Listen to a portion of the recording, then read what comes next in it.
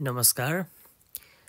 आज म त्रिभुवन विश्वविद्यालय सेवा आयोग प्रशासन सेवा प्रशासन समूह शाखा अधिकृत तृतीय पदको खुल्ला प्रतियोगितात्मक लिखित परीक्षाको पाठ्यक्रम लिएर उपस्थित भएको छु। त्रिभुवन सेवा आयोगको अधिकृत पदको लागि दरखास्त दिनु वा दरखास्त दिइसकेपछि अध्ययन गर्नुभन्दा अघि त हामीलाई सबैभन्दा सुरुमा पाठ्यक्रमको जानकारी हुनुपर्छ। कस्ता पत्रहरू रहेका छन्, परीक्षाको प्रणाली कस्तो रहेको छ, त्यो बारे छोटो जानकारी लिउँ। अब लिखित परीक्षा योजना भनेर यहाँ लिखित परीक्षा कुल पूर्णाङ्क 300 को हुनेछ। त्यसमा प्रथम पत्र 100 पूर्णाङ्क, उत्तीर्णाङ्क 40 ल्याउनु पर्नेछ। त्यसमा वस्तुगत बहुवैकल्पिक प्रश्न भनेको MCQ जुन छ त्यो चाहिँ 100 प्रश्न 1 अङ्कको दरले आउनेछ र हामीलाई 1 घण्टा 45 मिनेटको समय हुनेछ।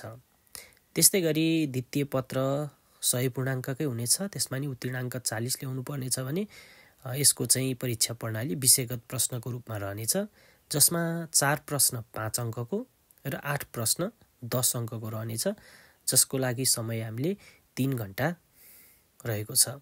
त्यस्तै गरी तृतीय पत्र पनि 100 पूर्णाङ्ककै रहेको छ भने उत्तीर्णाङ्क त्यसमा 40 रहेको छ। यसमा विषयगत प्रश्न सँगसँगै यसमा चाहिँ समस्या समाधानमूलक प्रश्न पनि रहेको छ, जसमा विषयगत प्रश्न चाहिँ 4 वटा प्रश्न आउँछ 5 अङ्कवाला र 6 वटा प्रश्न आउँछ 10 अङ्कवाला र हाम्रो यो समस्या समाधानमूलक प्रश्नको लागि चाहिँ 20 अङ्कको एउटै रहनेछ। यो त भयो त्रिभुवन विश्वविद्यालय सेवा आयोगको शाखा अधिकृत पदको लिखित परीक्षाको पाठ्यक्रमको सामान्य जानकारी। अर्को भिडियोमा पाठ्यक्रमको विस्तृत विवरण लिएर उपस्थित हुने नै छु।